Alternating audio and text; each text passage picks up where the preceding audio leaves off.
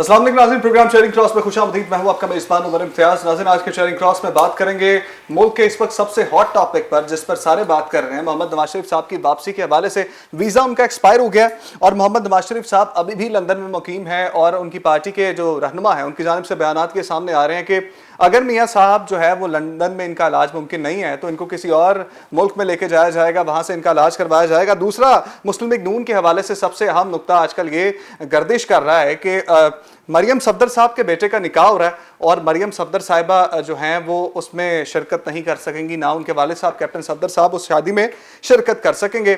मुख्तसर सा टॉपिक उन्वान और इंट्रो देने का मकसद ये था कि अपने गेस्ट से जाना जाए कि आखिर ऐसी क्या वजह हो गई है। एक तो ये कि मरियम साहिबा वहाँ पर नहीं जाएंगी, दूसरा नवाज शरीफ साहब वापस नहीं आ रहे। नदीम कासिम साहब हमारे साथ मौजूद होंगे, चेयरमैन सुप्रीम काउंसिल है पाकिस्तान तहरीक इंसाफ से इनका ताल्लुक है, प्रोग्राम में इनको वेलकम करेंगे। राजा खुरम शहजाद साहब हमारे साथ होंगे, साबिक डिप्टी अटॉर्नी जनरल हैं, मुस्लिम लीग नून से इनका ताल्लुक है, इनको प्रोग्राम में वेलकम करेंगे। अमजद इकबाल साहब सीनियर सहाफ़ी हैं, इनको प्रोग्राम में वेलकम करेंगे। सबसे पहले राजा साहब आपकी तरफ आऊँगा, आपसे ही जान लेता हूँ कि नवाज शरीफ साहब वापस क्यों नहीं आ रहे सर?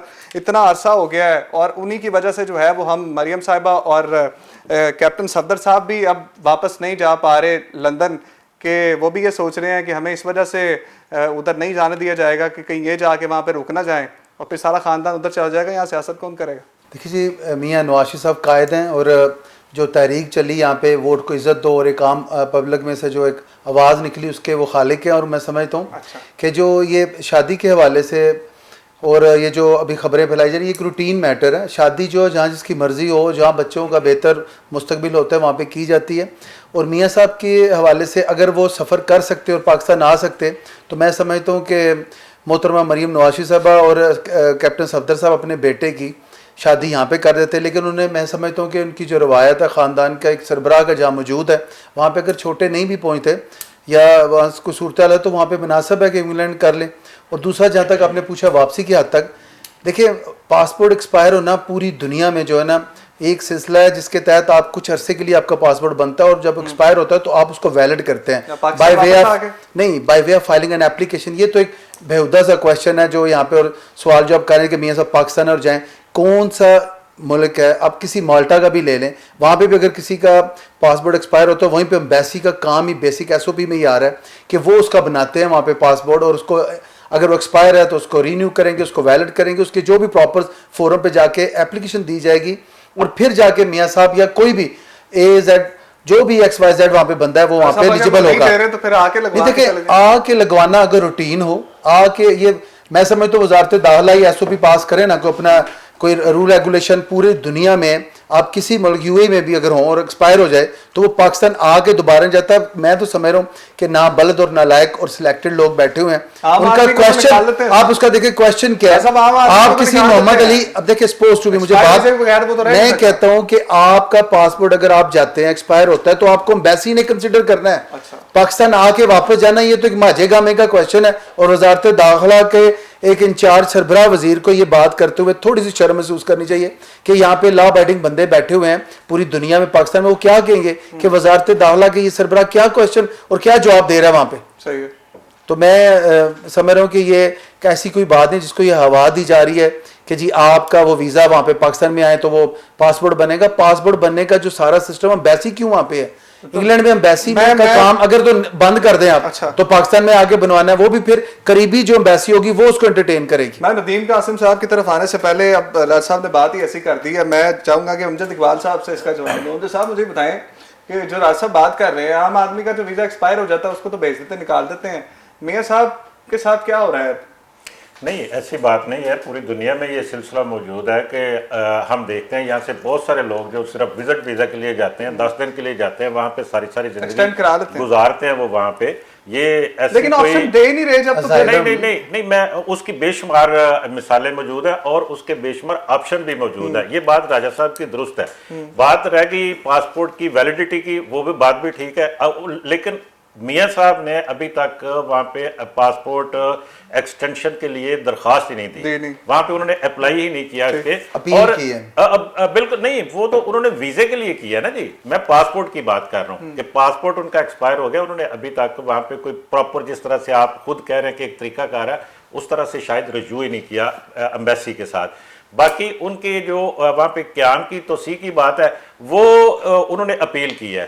وہاں پہ ان کی وزارت داخلہ میں برطانیہ کی, اس کے اوپر وہ کیا فیصلہ کرتے ہیں. اگر فرض کریں وہ ان کے پاس ابھی ایک آپشن اور بھی موجود ہے, اس کے بعد بھی وہ کورٹ بھی جا سکتے ہیں, اور پاکستان کی حکومت کی شاید خواہش ہو کہ یہ کورٹ میں نہ جائیں. لیکن مسئلہ یہ ہے کہ اس کے اوپر جو میں آپ کو سچی بات ہے جو میں ذاتی طور پہ سمجھتا ہوں کہ اس کے اوپر دونوں طرف سے سیاست ہی ہو رہی ہے. اس میں ایک تو ان کی طبیعت کا جو معاملہ ہے اس کو لے کے, اور دوسری طرف حکومت کی طرف سے اسی بات کو بنیاد بنا کر وہ جس طرح آپ کہہ رہے ہیں کہ وہ واپس کیوں نہیں آتے, میں کہتا ہوں جو ان کو بھیجا کیوں گیا تھا, مطلب کس نے بھیجا تھا ان کو یہاں سے. وہ اپنے طور پر تو نہیں کہ یہاں سے نکل گئے تھے نا, ان کو چاہے عدالتوں کی طرف آپ جائیں چاہے حکومت کی طرف جائیں. آپ اگر یہ کہتے ہیں کہ جی کوئی جعلی انہوں نے سرٹیفکیٹ تیار کیے تھے, تو وہ جنہوں نے تیار کیے تھے وہ تو یہاں بڑے مزے سے بیٹھے ہوئے نا, وہ یہاں پہ حکومت میں بھی موجود ہیں, وہ یہاں پہ ڈیوٹیوں پہ بھی موجود ہیں, وہ یہاں پہ نوکری بھی کر رہے ہیں, وہ فیسیلیٹیٹ بھی ہو رہے ہیں. ان کو کیوں نہیں پوچھا جاتا کہ بھائی یہ ایک جعلی سرٹیفکیٹ تھا جس کے اوپر میاں صاحب کو باہر بھیجا گیا, یا پھر یہ آپ یہ کہیں کہ جی کہ وہ بے بس تھے. ایک تیسری بات بھی تو ہے نا, جب وہ بھیجا گیا ان کو تو وہ روک ہی نہیں سکتے تھے ان کو اس وقت, تو ان کو وہ چلے گئے. اب اس کے اوپر اپنے آپ کو اپنی سیاسی پوائنٹ سکورنگ کرنے کا تو میرا خیال ہے کوئی جواز نہیں بنتا, لیکن چلے یہ سیاست ہے. ندیم قاسم صاحب کیا معاملہ ہے, جب ایمبیسی جو ہے وہ دے سکتی ہے, رینیو کر سکتی ہے, تو آپ کیوں نہیں کر رہے سر؟ ایک بیمار آدمی ہے لندن میں بیٹھا ہوا اپنا علاج کروا رہا ہے, آپ کو کیا مسئلہ ہے سر؟ علاج کرانے دیں, علاج کروا کے واپس آ جائیں گے سر. عمر بھائی, ہم نعرہ تو لگاتے ہیں کہ جمہوریت چاہیے, ہم نعرہ تو لگاتے ہیں کہ ووٹ کو عزت دو, ہم نعرہ تو لگاتے ہیں کہ عام آدمی کو اس کا حق دیا جائے, مگر بدقسمتی یہ ہے کہ ہماری ایلیٹ کلاس اور عام آدمی کے درمیان اتنی بڑی دیوار کھینچ دی گئی ہے کہ ہم کسی جگہ عام آدمی, ہماری ایلیٹ کلاس عام آدمی کے جگہ پہ جانے کے لیے تیار ہی نہیں ہے. اب جو کچھ ہو رہا ہے وہ رول آف لا کی سپرمیسی کے لیے ہو رہا ہے. ایک عام آدمی کی طرح جو ایک قانون عام آدمی پہ لگتا ہے وہی ایلیٹ کلاس پہ ہونا چاہیے. میاں صاحب جس طرح گئے ہیں, آپ کہتے ہیں ان کی صحت خراب ہے, کوئی اور کہتا ہے ان کی صحت خراب ہے. آپ میڈیا میں آپ نے ان کی تصویریں دیکھی ہوں گی, جب میاں صاحب گئے ان کی تصویروں میں آپ کو ان کی صحت نظر آ رہی تھی. اب ماشاءاللہ میاں صاحب لندن میں گھومتے پھرتے آپ کو ان کی صحت بڑی واضح نظر آ رہی ہے. اس ساری ایک بات سے میں اپنے بھائی کی اتفاق کرتا ہوں کہ یہ سب کچھ انڈر دا ٹیبل چلے گا. ٹھیک ہے جی, میاں صاحب کسی بیماری کی وجہ سے باہر نہیں گئے, وہ گئے بھی کسی اور وجہ سے ہیں, آئیں گے بھی کسی اور وجہ سے ہی. ٹھیک ہے جی. باقی رہی بات کہ وہاں پہ انگلش گورنمنٹ نے رول آف لا کی سپرمیسی کو ہمیشہ قائم رکھا ہے. وہ پہلے بھی انہوں نے سپرمیسی آف لا پہ کام کیا, اب بھی وہ سپرمیسی آف لا پہ پوری ایمانداری سے کام کریں گے.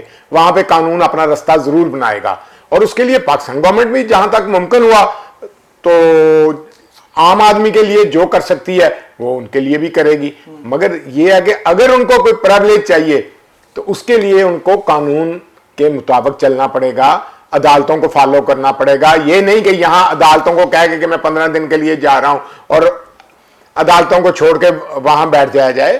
ہر چیز کو پہلے فیس کیا جائے, اس کے بعد آ کے قانون اپنا رستہ خود ہی بنائے گا. صحیح ہے. راج صاحب کچھ کہنا چاہ رہے ہیں؟ ہاں جی, میں چاہ رہا تھا کہ میں ان کی ذرا کریکشن کر دوں. پی ٹی گورنمنٹ کی جو کیبنٹ ہے نا, اس کی اپروول سے میاں صاحب باہر گئے تھے. گورنمنٹ جو ابھی ہے اس کی, یہ جو نالائق کیبنٹ یہاں پہ بیٹھی ہے, جو ابھی اس کا واویلا کر کے اپنی ہی بے وقوفی کو آگے لا رہے ہیں کہ جی ہمیں یہ کس وجہ سے کہ بیماری کی وجہ سے. صوبائی جو وزارت صحت کی انچارج ہیں یہاں پہ یاسمین راشد صاحبہ, انہوں نے ان کے سرٹیفکیٹ کو پروو کیا ہوا ہے. اچھا, اور اس کے بعد اس کو انہوں نے کورٹ میں پریزنٹ کیا, اور وہاں پہ ایک سیٹسفیکٹری سیٹ اپ ہوتا ہے نا, آپ کورٹ کو تو نہیں وہ گھما سکتے. چلو انہوں نے کیبنٹ کو گھما دیا, ان کی مرضی تھی, وہ چلے گئے کورٹ میں. پھر اس کو پیش کیا گیا, ان کے وکیل جو وکلا وہاں پہ کھڑے تھے انہوں نے کنٹیسٹ کیا, اور کنٹیسٹ کرنے کے بعد کورٹ نے اس کو پروو کیا کہ جی یہ اپنی کوئی یہاں پہ سیٹسفیکشن دیں, کوئی بانڈ دیں تو یہ چلے جائیں. اب دیکھیں ملک کا 3 دفعہ وزارت عظمیٰ کا جو اختیار رکھتے ہوئے جو وہاں پہ جنہوں نے وزارت عظمیٰ کو انجوائے کیا اور یہاں پہ ملک کی تعمیر ترقی میں ایک رول پلے کیا, اس کے بعد وہ اگر بیمار ہوتے ہیں اور چلے جاتے ہیں تو اس کے لیے انہوں نے 19 جو ہاسپٹل اپنے دور میں بنوائے تھے ان میں میڈیکل کا انتظام ہوا ہے, ان میں ہر سسٹم چل رہا ہے. وہ ایک قائد کے حیثیت سے ایک جماعت کے سربراہ ہیں, اگر وہ باہر گئے ہیں تو وہ آپ گورنمنٹ کی اپروول سے گئے ہیں. اب اگر یہ کہہ رہے ہیں کہ جی وہ وہاں پہ کیوں گئے ہیں, بیماری تو تھی نہیں, تو بیماری تو ان کی اپنے اندر تھی جس کی وجہ سے انہوں نے ایک بندے کو یہاں سے وہ تھے یہاں پہ نہیں بھیجتے. اور آج دیکھتے ہیں کہ ان کی اینٹ سے اینٹ بج جاتی ہے, کیونکہ پبلک عوام اس بندے کے ساتھ ہے جو ان کی فلاح بہبود کرتی ہے, جس نے تعمیراتی منصوبے مجھے بات کرنے تھے, جنہوں نے بجلی کو سستا کیا, آج دیکھیں جنہوں نے روڈز میپ کو کلیئر کیا. آج موٹر وے ایک الٹرنیٹ روٹ ہے جس پہ آپ پوری دنیا سے جب ہو کے آتے ہو تو پاکستان کا اور باہر کا لوگ یہاں پہ اکثر لوگ جو آتے ہیں وہ کہتے ہیں ہمیں فرق نہیں پتہ لگ رہا کہ پاکستان میں انٹر ہیں کہ ہم انگلینڈ سے آ رہے ہیں. تو یہ ساری چیزوں کے جو خالق ہے, جو یہاں پہ اچھے لوگ رہے ہیں, ان میں میاں صاحب کا بھی نام ہے. عمر بھائی میں اس میں ایک بات ذرا درستی اپنے بھائی کی ایک بات کی درستی کرنا چاہوں گا کہ میاں صاحب کو کسی نے جبر سے نہیں بھیجا, وہ اپنی مرضی سے ول فلی ایک ایفیڈیوٹ دے کے گئے ہیں, ٹھیک ہے جی, اور وہاں جا کے کسی ایک ہاسپٹل میں ان کا علاج نہیں ہوا, کسی ہاسپٹل میں ایڈمٹ نہیں ہوئے, وہ ساری چیزیں اب آن دا ریکارڈ ہیں. میں ایک ریکویسٹ کر رہا تھا, وہ یہ درست کہہ رہے ہوں گے چونکہ میں اور یہ تو وہاں پہ ہے ہی نہیں ہے, تو جب پاکستان میں بیٹھے بندے کو کیسے نظر آئے گا. ابھی 3 دن پہلے جو ہمارے یہاں پہ ایڈوکیٹ ہیں امجد صاحب, جو نواشی صاحب کے وکیل ہیں اور جو ان کو ریپرزینٹ کر رہے ہیں, امجد پرویز صاحب, انہوں نے پرسوں ان کی بیماری کے جو پیپرز ہیں یہاں جمع کروائے ہیں, سیٹسفیکشن کورٹ کو ہوئی ہے, اور وہ جو انگلینڈ سے جو ڈاکٹر اس کا علاج کر رہے ہیں, جو مجھے اور ان کو نظر نہیں آ رہے اور نہ ہی پی ٹی آئی کو کبھی نظر آنے ہیں, کیونکہ ان کا دل کا معاملہ تو ہے ہی نہیں, ان کا جیب کا معاملہ ہے, اور یہ جیبوں کے معاملات بھرتے ہیں, ایک ریزائن دیتا ہے, ایک چلا جاتا ہے, یہ ان تو رنگ روڈ کو نہیں چھوڑا. جی جی, دل کا معاملہ نہیں ہے, جیب کا معاملہ ہے, راجہ صاحب کہہ رہے ہیں. راجہ صاحب سیاسی آدمی ہیں, ساتھ ساتھ لاہر بھی ہیں, یہ ان کے پاس انفارمیشن درست ہوگی یہ جو کہہ رہے ہیں, لیکن بات یہ ہے کہ اس سے ہٹ کے دیکھیں معاملات تو یہی ہیں کہ سیاسی معاملات کو سیاسی انداز میں ہی لینا چاہیے. ان کو آپ وہ آنے جانے والی بات ہے, اس کے اوپر سیاست ہی ہو رہی ہے. ذاتی طور پر میری ذاتی رائے, میں نے پہلے بھی کہا کہ یہ سیاست ہو رہی ہے, اور یہ سیاست ہوتی رہے گی اس وقت تک جب تک میاں صاحب آ نہیں جاتے پاکستان میں, اور وہ آئیں گے مناسب وقت پر. یہ ندیم صاحب کی بات ٹھیک ہے کہ وہ اپنے مناسب علاج ان کا ہو رہا ہے, اس میں یہ بات ہے کہ وہ یہاں سے گئے, ان کی طبیعت خراب تھی اس کے, اور یہ سب کچھ چیک کر کے بھیجا گیا, اور یہ خود پی ٹی آئی کے اپنے جو جیسے انہوں نے کہا صوبائی وزیر صحت پنجاب کی, انہوں نے خود اس کو ویریفائی کیا, بلکہ کراچی سے ڈاکٹر منگوائے گئے, پھر شوکت خانم کے ڈاکٹر آئے تھے, انہوں نے بھی چیک کیا تھا سارا. یہ بات نہیں ہے کہ ان کی طبیعت ناساز نہیں تھی, اور یہ بھی ٹھیک ہے کہ وہ پہلے بھی وہاں پہ زیر علاج رہے تھے, اور یہ بات بھی درست ہے. انہوں نے کہا کہ جی کہ انہوں نے 15, 18, 19, 20 ہسپتال بنائے, لیکن وہ شاید ان میں کوئی ایک ہسپتال بھی ایسا نہیں تھا جہاں پہ ان کا علاج ہو سکتا.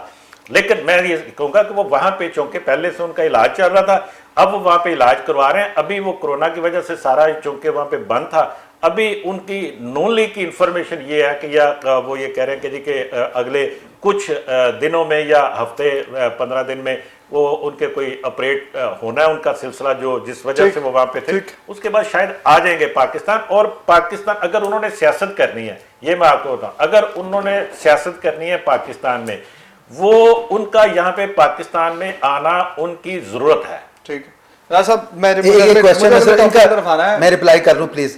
ابھی انہوں نے کہا وہ درست کہا, یہاں جب پاکستان میں ان کی پلیٹس کے حوالے سے ڈاؤٹ کریٹ کیا جا رہا تھا سروسز ہاسپٹل میں, تو میں وہاں موجود تھا, کوئی ڈاکٹر ان کو ہاتھ نہیں لگا رہا تھا, کیونکہ ایک سینسٹیوٹی تھی اس سبجیکٹ میں, اور ایج کے حوالے سے اور بیماری کے حوالے سے یہاں پہ ایکسپرٹ ڈاکٹر جو شوکت خانم سے آئے تھے, میرے سامنے وہ رپورٹ ہے کہ اس میں انہوں نے کہا جی کہ میں نے اس کا علاج نہیں کرنا, اس لیے وہ یہاں سے فلائی کر کے تو وہاں پہ اب ٹھیک ہو جائیں گے تو واپس آ جائیں گے. اب دیکھنا ہے کہ میاں صاحب کب واپس آتا ہے. لیکن اگلی خبر جو سب سے بڑی ہے کہ پی ٹی ایم دوبارہ سے متحرک ہونے جا رہی ہے, اور کافی لڑائیوں کے باوجود, کافی بیان بازیوں کے باوجود ایک مشترکہ امیدوار دوبارہ سے لانے کی کوشش کی گئی, اور اس کو کامیاب بھی بنا دیا گیا.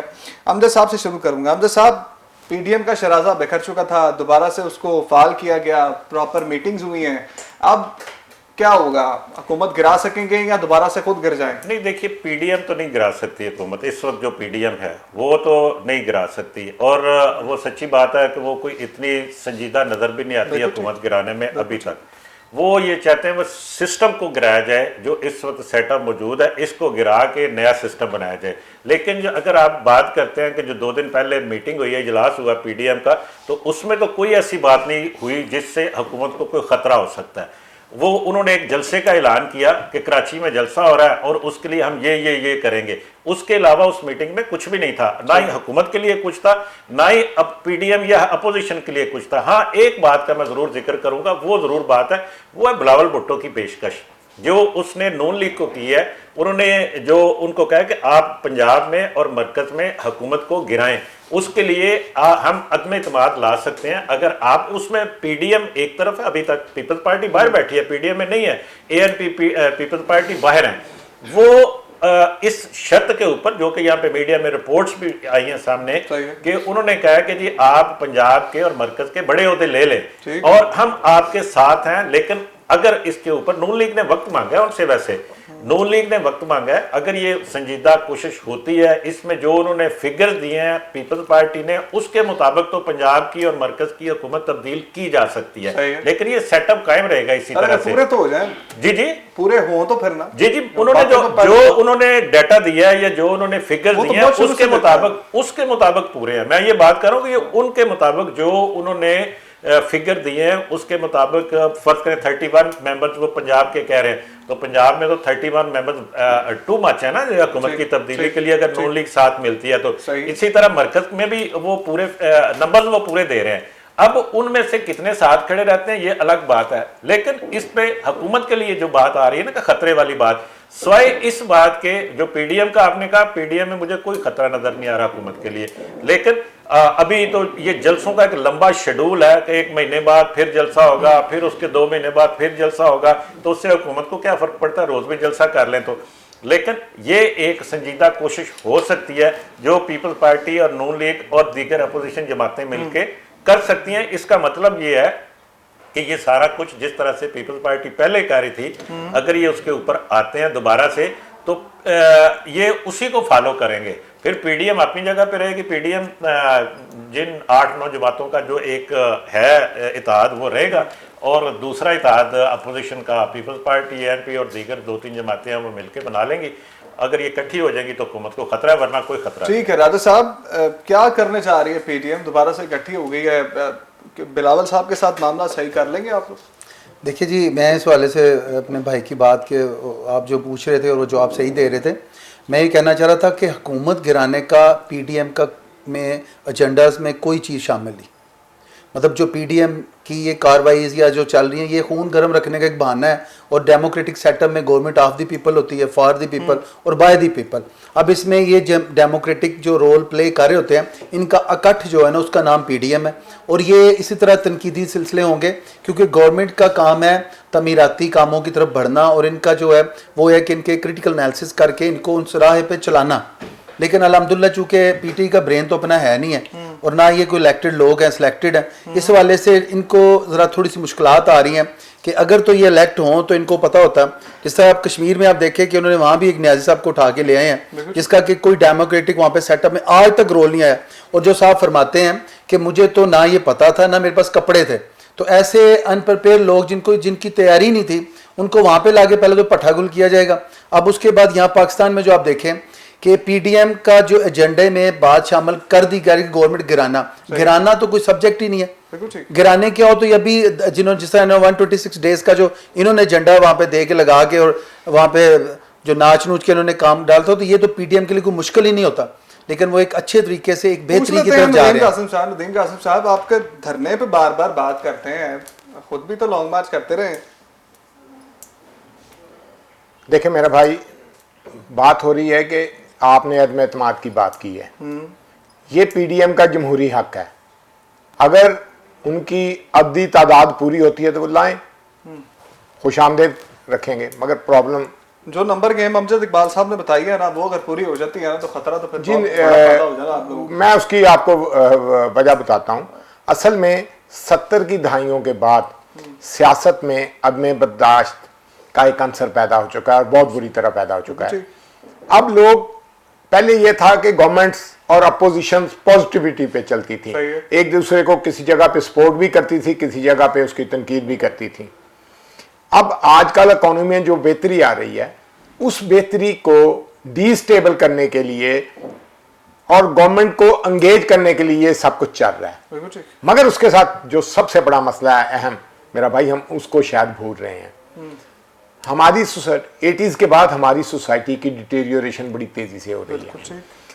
اخلاقی طور پر ہم ڈیٹیریوریٹ ہو رہے ہیں اور بونے سے بونے ہوتے جا رہے ہیں, جس کے لیے ہم کوئی کام نہیں کر رہے. پوری دنیا اس مسئلے سے نپٹ چکی ہے اور ہم اس پہ لیے کچھ بھی نہیں کر رہے. نہ ہماری کوئی این جی اوز کسی جگہ پہ متحرک ہیں, اور اس سوسائٹی کی ڈیٹیریوریشن, یہ لیڈرشپ بھی اسی میں سے نکلنی ہے, یہ اسٹیبلشمنٹ بھی اسی میں سے نکلنی ہے, یہ جوڈیشری بھی اسی میں سے نکلنی ہے, ساروں نے اسی سوسائٹی سے نکلنا ہے. تو اگر ڈیٹیریوریٹڈ سوسائٹی میں سے ہم نکالیں گے وہ بھی ڈیٹیریوریٹڈ ہوگا. تو اس کے لیے ہمیں سوسائٹی کے اس عنصر پہ کام کرنا چاہیے. یہ گورنمنٹ جو ہے, گورنمنٹ نے اپنا جو ٹائم ہے وہ پورا کرے گی, اور انشاءاللہ آپ اگلے الیکشن میں پھر ان کو ایسے ہی الیکشن لڑتا دیکھیں گے. ناظرین, پروگرام کے سلسلے کو آگے بڑھاتے ہوئے افغان صورتحال پر بات کریں گے. افغانستان کی صورتحال آپ سب کے سامنے ہے, افغان طالبان کا کردار بھی آپ سب کے سامنے ہے, وہ جو کر رہے ہیں افغانستان کے اندر, اور جس سے مختلف ممالک کو جو ہے وہ خدشات لاحق ہیں, وہ بھی آپ لوگوں کے سامنے ہیں. ایک کچھ بلاکس بننے کی طرف بات ہو رہی ہے, اور دوسرا جو ہے وہ یہ بھی کہا گیا عمران خان صاحب کی جانب سے کہ امریکہ جو ہے وہ بھارت کے ساتھ اپنے تعلقات کو بہتر کر رہا ہے, اس لیے پاکستان کو پیچھے چھوڑ رہا ہے. اور شاہ محمود قریشی صاحب کی جانب سے بھی یہ بیان سامنے آیا کہ افغان حالات خراب ہونے کی ذمہ داری پاکستان پر ڈالی جا رہی ہے, حالانکہ ایسا نہیں ہونا چاہیے. امجد صاحب, آپ سے شروع کروں گا. افغان صورتحال کافی کشیدہ ہوتی نظر آ رہی ہے. ہم بھی پہلے کہہ رہے تھے گڈ طالبان اور بیڈ طالبان کا کانسیپٹ ہم نے ہی پیش کیا, پھر ہم نے کہا کہ وہ سیولائزڈ ہو گئے ہیں, اور وہ اب تو پہلے تو وہ کرسی پہ چونکڑی مار کے بیٹھتے تھے, اب وہ کرسی پہ بڑے اچھے طریقے سے بیٹھتے ہیں, ویسٹ کوٹ پہنتے ہیں, کوٹ پہنتے ہیں. تو سر یہ کس طرف چل رہے ہیں ہم, اور کیا ہو رہا ہے افغانستان میں؟ دیکھیے, افغانستان کی صورتحال دن بدن خراب ہو رہی ہے, اس میں کوئی دوسری رائے نہیں ہے. یہ ساری دنیا دیکھ رہی ہے. آج تک کی جو رپورٹس ہیں ان کے مطابق تو یہ ہے کہ افغانستان کے اندر طالبان نے تقریباً میں کہنے لگا ہوں کہ 11ویں صوبے پر بھی قبضہ کر لیا. ٹھیک ہے, تو اس میں شاید ہو سکتا ہے کہ کچھ علاقے باقی ہوں. کہ یہ جو دن بدن ان کی پیش قدمی, جس دن امریکہ یہاں سے گیا, اس کے اتحادی یہاں سے گئے, اس وقت وہ تقریباً 7 صوبوں میں ان کے انفلوئنس تھا, لیکن اس کے بعد سے تیزی کے ساتھ ہی آگے بڑھتے گئے, اور یہ فرسٹریشن پیدا کر رہی ہے امریکہ کے اندر, یورپ کے اندر, اور دیگر ممالک جن کے وہاں پہ مفادات ہیں ان کے اندر, کہ یہ تیزی سے پیش قدمی ہو رہی ہے. یہ سارا کچھ اصل میں وہ یہ سمجھ رہے ہیں, جس وجہ سے پاکستان کے اوپر آپ نے الزام کی بات کی, وہ یہ سمجھتے ہیں طالبان کو پشت پناہی حاصل ہے پاکستان کی. حالانکہ پاکستان یہ بار بار یہ کہہ رہا ہے کہ ہمارا تعلق نہیں ہے, ہمارے مذاکرات کریں, ان کے ساتھ بیٹھ کے بات چیت کریں. پاکستان کے دفتر خارجہ نے, پاکستان کے وزیر اعظم نے, پاکستان کی جو سیکیورٹی فورسز ہیں انہوں نے, ابھی جنرل قمر جاوید باجوہ نے کل بھی یہ بات کہی, انہوں نے کہا کہ بھئی ہمارا کوئی فیورٹ نہیں ہے وہاں پہ, جس کی حکومت ہوگی ہم اس کو تسلیم کریں گے وہاں پہ, لیکن وہاں پہ سیٹ اپ بنانے کے لیے کرنا کیا چاہیے. اس میں میری رائے ہے کہ جی کہ اس میں امریکہ نے, یورپ نے, یا دیگر جتنی بھی وہاں پہ فورسز, رشیا بھی ہو سکتا ہے, اس میں چائنا کو بھی آپ کہہ سکتے ہیں, سب نے تاخیر کی. یہ سارا کچھ اگر پہلے بر وقت مذاکرات, یہ انخلاء سے پہلے اگر کر لیا جاتا تو آج صورتحال کچھ اور ہوتی. لیکن یہ سارا کچھ جو کچھ بھی وہاں پہ ہو رہا ہے, یہ نہ صرف پاکستان کے لیے بلکہ پورے خطے کے لیے یہ اچھا نہیں ہو رہا. وہاں پہ یہ خانہ جنگی ہوگی, وہاں پہ قتل و غارت ہوگی, وہاں سے نقل مکانی بھی ہوگی, پاکستان کے اوپر بھی دباؤ آئے گا, اس حوالے سے بھی دباؤ ہوگا. وہاں سے سب سے قریب ترین جو ان کو سرحد لگتی ہے, جو زیادہ آبادی والے علاقے ہیں, وہ پاکستان کی لگتی ہے, یا ایران کی. ایران تو نہیں گھسنے دے رہا. وہاں پہ آپ کے سامنے جو سینٹرل ایشین سٹیٹس ہیں, انہوں نے تو اپنے بارڈرز وہاں پہ سیز کر دیے ہیں اپنے, وہاں پہ وہ نہیں جانے دے رہے. یہ پاکستان کے اوپر ہی پریشر آنا ہے اس حوالے سے بھی. اور پھر اس کے ساتھ ساتھ یہ مہاجرین کی میں ذکر کر رہا ہوں, اس کے ساتھ ساتھ جو خرابیاں پہلے پاکستان میں آئی ہیں وہ پاکستان کے اندر پھر آئیں گی, اور ان کے ساتھ بہت سارے لوگ بھی اور بھی اس طرح کے آ سکتے ہیں جو یہاں پہ امن و امان کی خرابی کا باعث بنیں گے.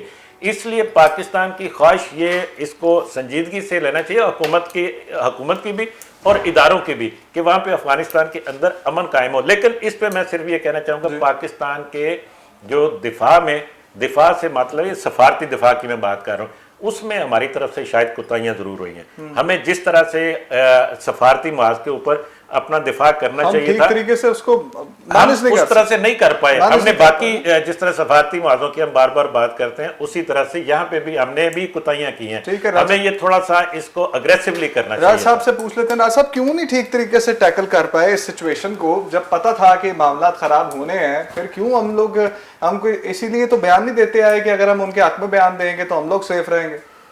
देखिए जी, पाकिस्तान में ना सबसे ज़्यादा पख्तूनों को इज़्ज़त दी गई।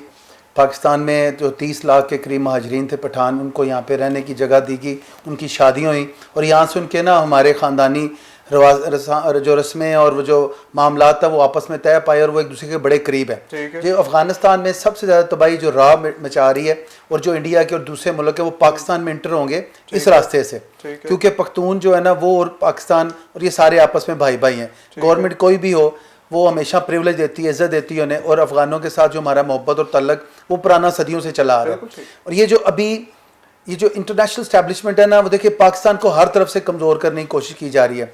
अभी शाह महमूद कुरैशी साहब का ये जो बयान है ये तो मॉरली लोगों को मतलब मॉरलाइज करके उनको बिल्कुल मैं समझता हूँ कि पस्ती की तरफ जा रहे हैं। अगर ये पाकिस्तान आर्मी ना हो यहाँ पे तो इनसे ये तो संभाला ही ना जाए सिलसिला, क्योंकि वहाँ पे अगर मिला जा रहा है तो चीफ ऑफ आर्मी स्टाफ मिलकर उनको स्टैब्लिश कर रही है सेटअप को जो सेटिस्फैक्ट्री है। लेकिन अगर मैं देखता हूँ शाह महमूद कुरैशी साहब की तरफ तो उन्हें अपने अंदर वो पुराना लाना चाहिए शाह महमूद कुरैशी को, जो जिसने एक सिस्टम चलाया, जिसने नून लीग में भी एक अपना रोल प्ले किया था, ये वहीं से आए हैं ना। तो ये अब चूंकि मगज और माइंड तो है नहीं पीटीआई का, अब ये लोग चलते किस तरह कि अपने आप को ये लेते हैं डायरेक्शन से और डिक्टेशन से। नहीं, मैं देखिए मेरे भाई जो कहेंगे आप पे इल्जाम नहीं, मैं इल्जाम नहीं लगा रहा, मैं कह रहा हूँ कि मेरा भाई मैं एक बात अगर मुकम्मल कर लूं, नहीं मैं बता रहा हूँ कि मेरे भाई देखिए ये आज ये पॉइनर्स होंगे उसमें पीटीआई में ना, अगर काश ऐसे लोग आते तो आज पीटीआई का चेहरा बड़ा, मैं कहता हूँ कि एक ताबनाक सिस्टम होता है।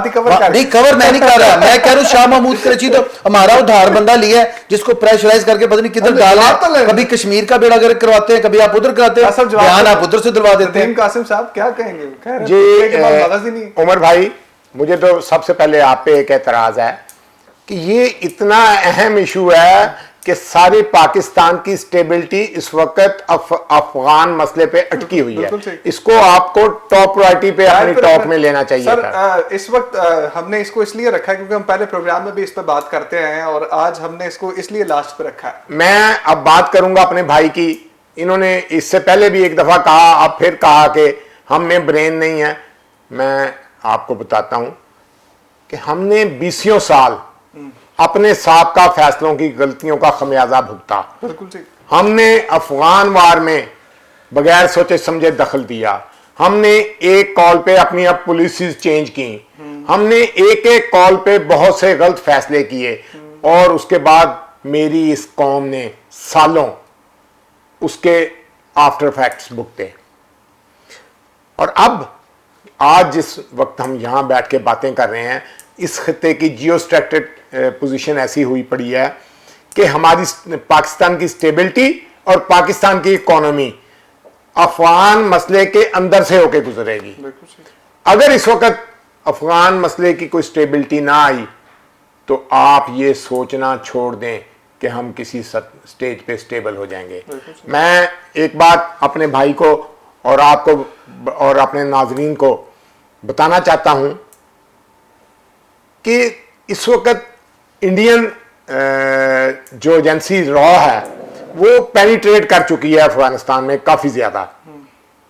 वो ये चाहते हैं कि हम तालिबान की और पाकिस्तान की लड़ाई जितनी जल्दी मुमकिन हो करवा दें, और उसी लड़ाई में ये जितना हमारा नुकसान हो चुका है उन्होंने एंजॉय किया है उसको, और उसको वो दोबारा एंजॉय करना चाहते हैं। मगर मैं सल्यूट करता हूं अपनी आर्मी को, मैं सल्यूट करता हूं अपनी गवर्नमेंट को और अपनी पूरी एस्टेब्लिशमेंट को कि मेरी गवर्नमेंट और मेरी एस्टेब्लिशमेंट एक पेज पर होने की वजह से उन्होंने अभी तक अपनी नॉन अलाइड पोजीशन बरकरार रखी है। हालांकि जितने बड़े प्रेशर में वो हैं आप सोच भी नहीं सकते कि वो क्या क्या फेस कर रहे हैं और क्या।